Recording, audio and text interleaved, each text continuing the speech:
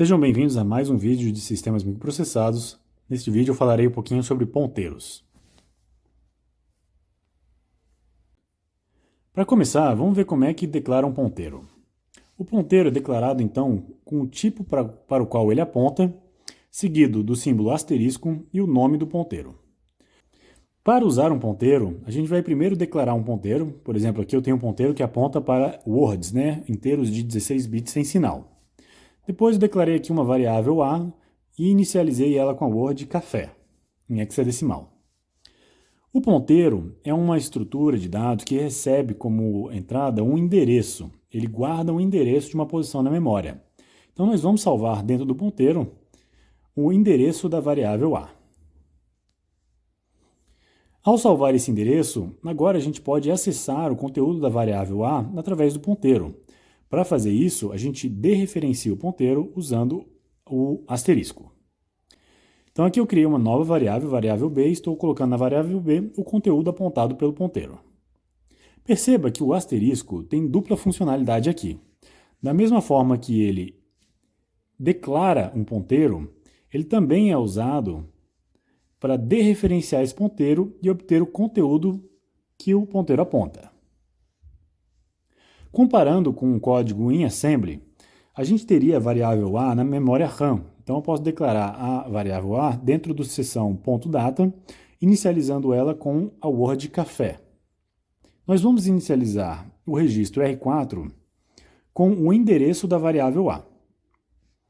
O endereço da variável A, então, a gente pode ler R4 como um ponteiro.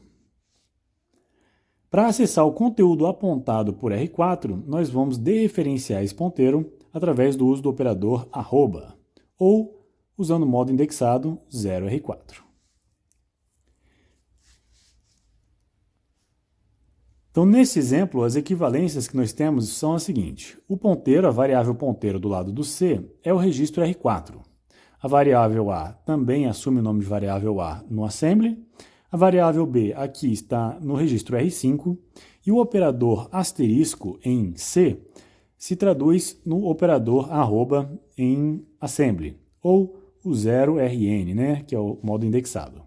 Também são duas formas de dereferenciar um ponteiro em assembly.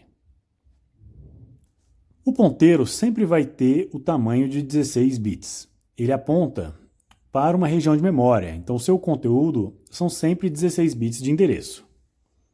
Aqui, neste exemplo, eu estou inicializando um ponteiro que aponta para 1 byte. Então, o tipo de dado para o qual ele aponta é um uint 8t.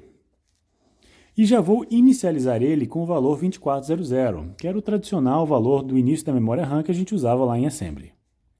Ao fazer isso, eu preciso indicar para o compilador que eu quero interpretar este número, que a princípio todo número é um número inteiro, com sinal, e eu quero reinterpretar ele em um ponteiro. Então eu vou usar esses parênteses na frente do valor para indicar para o compilador que eu quero que o compilador interprete esse valor como um endereço, um ponteiro para o int8t.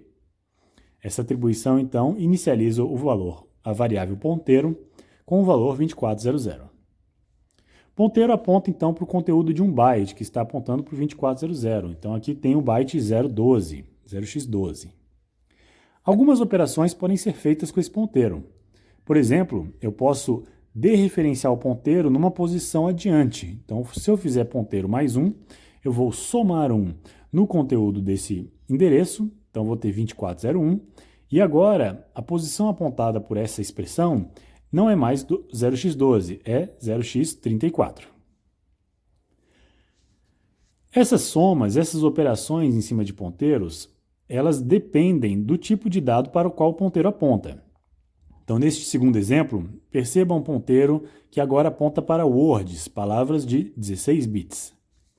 Neste exemplo, eu omiti a inicialização do ponteiro, mas vamos considerar que ele também foi inicializado em 2400. Este ponteiro, então, contém o dado 0x1234. Ele aponta para o dado 0x1234, mas ele contém o conteúdo 0x2400, que é o endereço dessa word. Quando eu faço uma operação de soma em cima desse ponteiro, que agora é um ponteiro que aponta para words, o próximo elemento, o ponteiro mais 1, é, na verdade, o ponteiro que avança de 2 unidades de endereço. Então, essa soma mais 1 é traduzida para uma soma de mais 2 internamente. Então, o próximo elemento da memória, a próxima word, está a 2 elementos na frente, do 2402. Então, a expressão asterisco ponteiro mais 1 aponta para o conteúdo 5678. E isso pode ser traduzido para qualquer tipo de dado, né? Se eu tenho um dado de 32 bits, ou seja, 4 bytes, o ponteiro mais 1 é uma soma de 4 elementos para pegar a próxima palavra de 32 bits. Fica aqui então a mensagem que somas em ponteiros não somam valores inteiros ao endereço, mas somam sim quantidades de elementos apontadas. Então, mais 1 significa o próximo elemento do tamanho que eu declarei.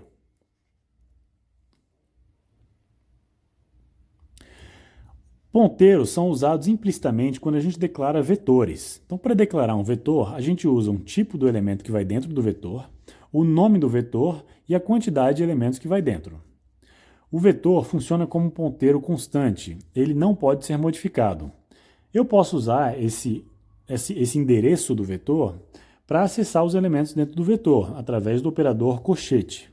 Então, de forma bem clássica, vetor cochete 0, eu posso atribuir o valor 10 a esse elemento. Vetor cochete 1, eu posso atribuir o elemento 20. Né? Posso acessar o vetor dessa forma. Mas como o vetor é um ponteiro, eu também posso acessar esses elementos usando o operador de dereferenciamento, o asterisco. Então, asterisco vetor mais 0 é o zerésimo, né? O primeiro elemento do vetor. O vetor mais 1 é então o segundo elemento, o elemento subsequente. Então, eu posso atribuir o valor 20 a este elemento. Quando eu uso asterisco e um ponteiro, eu estou acessando o conteúdo apontado por esse vetor, né, por esse ponteiro, e não o valor de endereço desse vetor.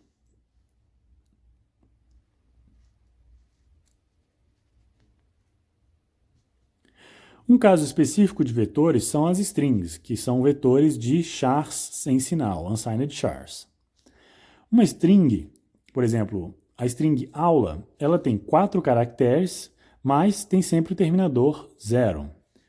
Nesse caso, usamos 5 elementos, pois em C, toda string termina com o byte 0, que é o 00.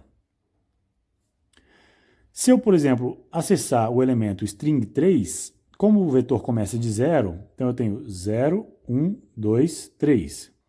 O string 3 retorna o A minúsculo do final da palavra aula. Atenção! Não é possível fazer uma atribuição desse tipo. String igual a, aspas duplas, casa, não funciona. Por quê? Porque string é um ponteiro e aqui eu estou atribuindo um elemento complexo, né, de 5 caracteres para dentro de um ponteiro, isso aqui não vai funcionar. Para fazer isso funcionar, para inicializar uma string, é necessário, então, usar uma função de cópia de strings. Uma outra forma de inicializar uma string é usando também o colchete vazio e deixa o C, né, o compilador C, determinar o tamanho dessa string automaticamente. Resumindo, o uso de ponteiros é facilitado e permitido através dos operadores seguintes. Então, asterisco permite declarar o ponteiro, asterisco também é capaz de dereferenciar um ponteiro, quando a gente usa ele numa atribuição. O e-comercial permite recuperar o endereço de uma variável para colocar esse endereço dentro de um ponteiro. A soma e subtração, elas são inteligentes com base no tipo apontado. Então, se eu tiver um byte, eu vou andar de 1 em 1. Se eu tiver uma word, eu vou andar de 2 em 2. Se eu tiver palavras de 32 bits, de 4 em 4, por aí vai. O operador cochete i, então, acessa o iésimo elemento de um vetor, né? Ou isso pode ser traduzido como um asterisco, entre parênteses, a base mais i. Né? Eu vou acessar o iésimo elemento para frente em relação ao ponteiro base.